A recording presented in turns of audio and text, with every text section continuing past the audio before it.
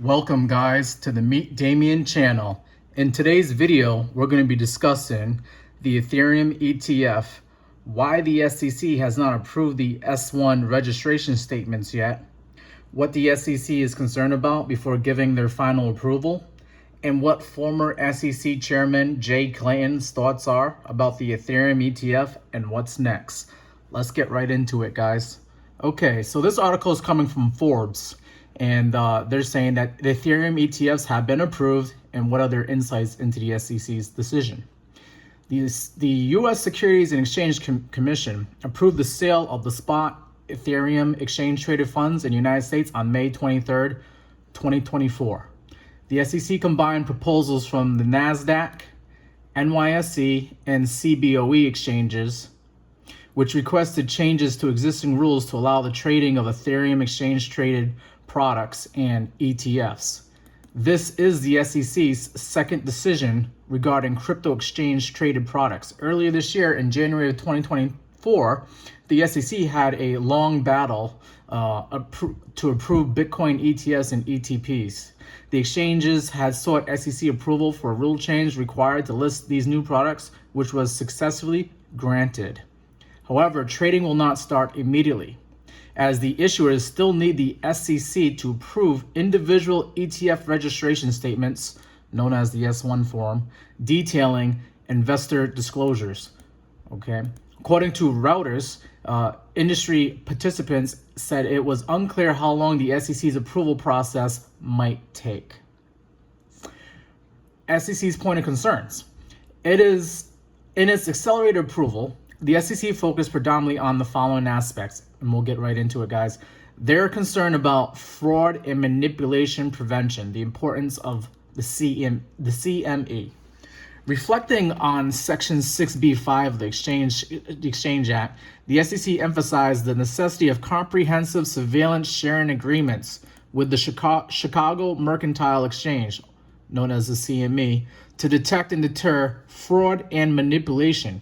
Each exchange maintains a comprehensive surveillance sharing agreement with the CME through their common membership in the Intermarket Surveillance Group. However, the CME does not currently engage in surveillance of spot Ether markets, raising concerns about efficient oversight and potential detection of fraud and manipulation.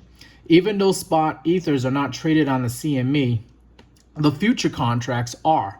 Therefore, the high correlation between the futures and the spot market means that the price manipulations in the spot market will likely affect the futures market as well. To show this correlation, the exchanges submitted correlation and analysis aimed to determine whether price movements in the CME Ether futures market closely align with those in the spot Ether markets. This analysis are essential for evaluating whether the CME's surveillance over the futures market can effectively detect and deter fraud and manipulation in the spot Ether markets. So basically, guys, the SEC wants to make sure that there's no fraud and manipulation being committed by anybody. And they do that by looking at the CME. They're going to do that by looking at the CME futures markets to see if there has been any fraud and manipulation. So in addition to the analysis submitted by the applicants, the SEC carried out its own correlation analysis, reviewing the price data for CME Ether futures and spot ETH USD trading pairs on major platforms such as Coinbase and Kraken at hourly 5-minute and 1-minute intervals to capture different levels of trading activity over a lengthy period from October 2021 through March 29th of 2024. And the results of the SEC's analysis confirm that the CME Ether futures markets has been consistently highly correlated with this subset of the spot Ether market throughout the past 2.5 years. So they are working on it, guys, and they're trying to see if there's any fraud going on there before they actually approve the Ethereum ETFs. And they're doing this week, guys, here. This is the second week of June 2024, and they have to make sure that there's no fraud going on out there before they approve the Ethereum ETF with the final approval of the S1 forms, the registration statements. So they're concerned about also that investor protection and market integrity. Further in this decision, the SEC analyzed the Section 11A, all those letters and numbers right there, of the Exchange Act, ensuring that the Ether-based ETP proposals provide sufficient protection for investors and maintain the integrity of the market. Similar to the spot Bitcoin ETP approval order, there are several key requirements. They need the availability of pricing information, the availability of quotation and last sale information for each ETPs via the Securities Information Processor, the availability of intraday indicative values, or IIV for shorthand, and net asset values of each ETP's website, and the dissemination of IIV by major market vendors updated every 15 seconds during regular trading hours. They also need the transparency of portfolio holdings. ETPs must regularly disclose their portfolio holdings, including the amount of Ether and any cash or cash equivalents held. This information is typically required to be updated daily and made available on the ETP's website and other major financial platforms. And then they also need surveillance procedures and surveillance sharing agreements. Similar to the agreements with the CME, the exchanges are to have in place data exchange agreements to share information with other regulated markets, enhancing the ability to detect and deter fraudulent and manipulative practices. Okay. Furthermore, the exchanges need to specify the conditions under which they would implement trading halts and suspensions. And then their other concerns is volatility and risk. In the final part of the SEC's analysis, the other comments, the SEC included further discussions among commentators on investors' protection, environmental considerations, and volatility and risk concerns. Regarding the volatility and risk concerns, one commenter raised concerns about Ether's price volatility, arguing that spot Ether's ETPs would threaten retail investors and broader financial system by entangling the crypto industry with traditional finance. The SEC considered these potential benefits and concerns with a broader context and concluded that the proposals meet the Exchange Act requirements, including preventing fraud and manipulative acts. Yeah, so I'm gonna just say that another thing that the SEC is concerned about with the Ether ETFs is that there's only one particular custodian that they're using to keep custody of the Ethereum, and that is Coinbase. Most of them are using Coinbase as a custodian, and that is another concern that they have, that the issuers are going to have to basically explain to the SEC why that's okay and why they're all using the same one. I know that Fidelity with the Bitcoin ETF, they actually they use custody for their own ETF. They actually hold custody of their own Bitcoin. But the other Bitcoin ETFs that are out there, they do custody with Coinbase, and they're gonna have to address that question with the SEC. But since they already did it with Bitcoin, they're probably gonna approve it for Ethereum. So that shouldn't be an issue. But of course, they have to mention it as one of their concerns, just to make sure that they don't leave any rock unturned. But let's look into this other article this is coming from Mayor Brown's legal website. They title this article, SEC approves listings of spot Ethers. Waiting is the hardest part. I know, guys, that is what we have to do now, is wait. Once again, they say that, May 23rd, 2024 is when the spot Ether ETF got approved with the so-called 19B4 forums, but we are now waiting on the S1 registration statements to be approved. I'll just read this word for word as much as I can, but I'm going to try to summarize this as best as I can, guys. But they're saying that this approval comes just a few months after the spot Bitcoin ETFs were approved and began trading in the United States. The approval does not mean that these ETFs will be immediately open to investors or traded in the United States. That, I think, a lot of investors are now starting to realize that, hey, these things are not trading yet in the United States. When will investors be able to buy and trade spot Ether ETFs? That's the question that hopefully we can find some answers here too. The SEC approved the ETFs for trading, but the registration statements for each ETF remain under review by the SEC, which is currently going on right now. Like I said, second week of June.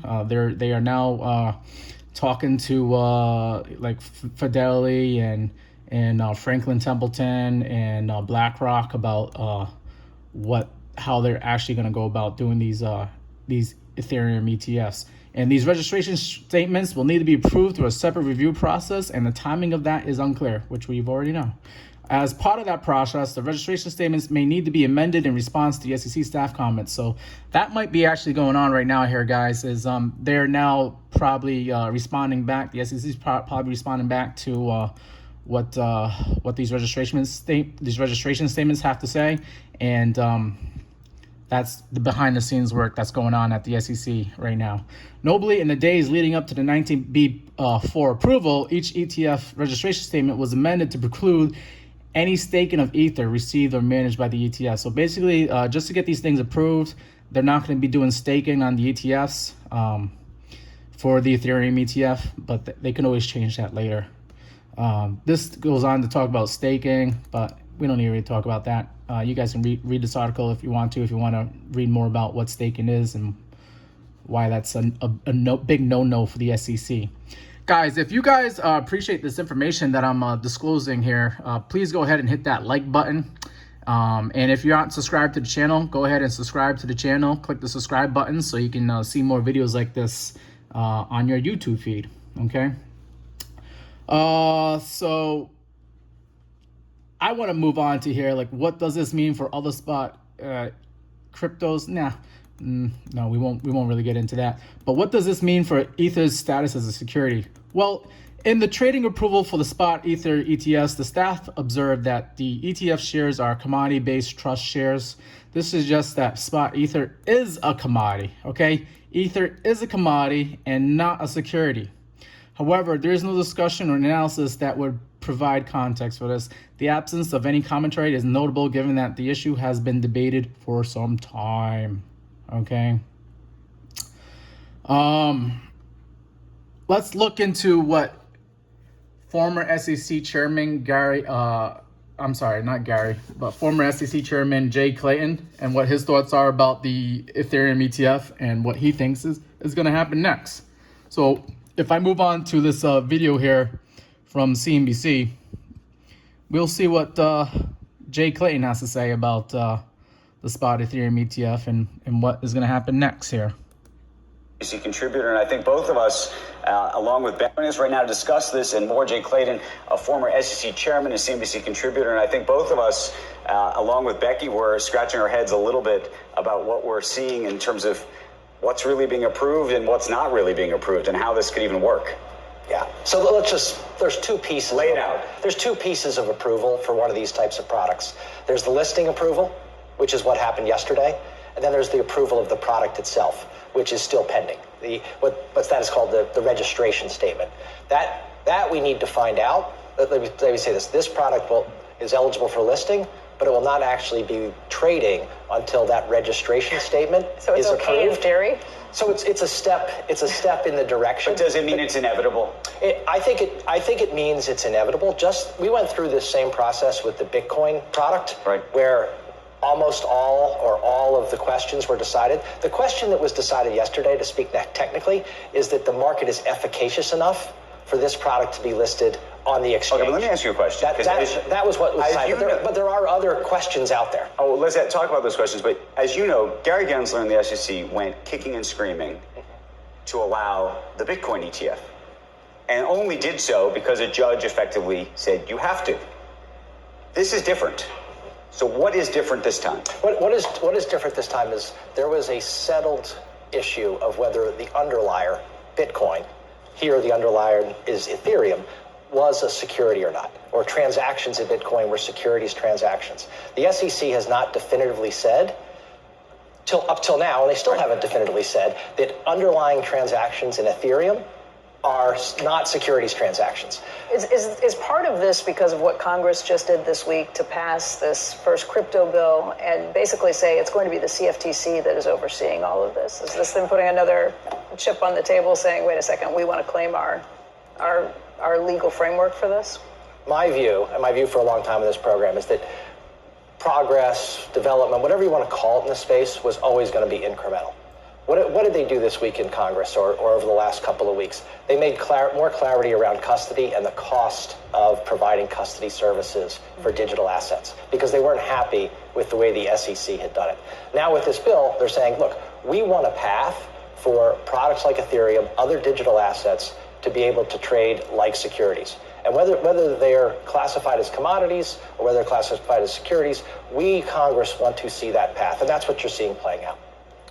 Would you allow this yourself? You didn't when you were the head of the SEC. Right. The question that was a problem for me, and I've said this many times before, was the market efficacious enough? Was that spot market for Bitcoin, spot market for Ethereum? And it's developed, remarkably over time, where people are very confident that trading is, So you think you might have been able to get your head around it? I mean, if you were in the position today. Yeah, I can get my head around it, and I'm interested to see what the conditions will be for the Ethereum exchange-traded product when it actually gets there.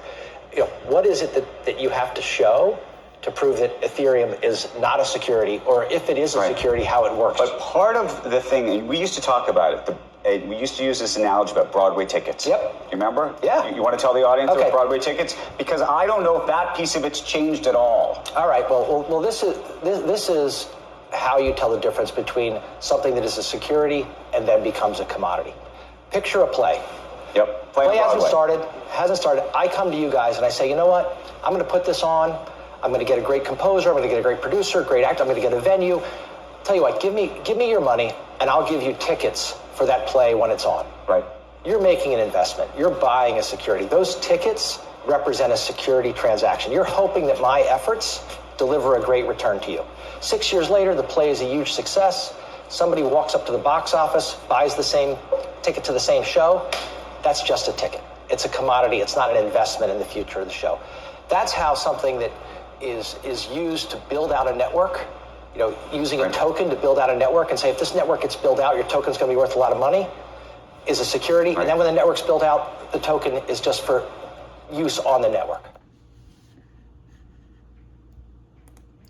So guys, that is Ethereum and what former SEC Chairman Jay Clayton has to say about Ethereum and why it would be considered not a security and why it would be considered a security. But also, he also told us that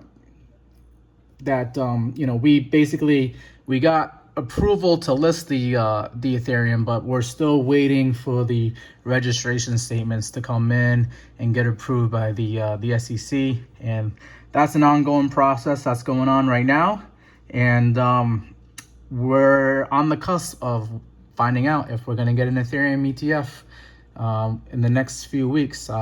This the second week of June. We might find out towards the end of June, maybe sometime in July. But I don't think we're gonna get any good or bad news this week. We might find out towards, like I said, the end of June. And if we do get some news, guys, I will make probably a YouTube short that details what the news is for that day for Ethereum.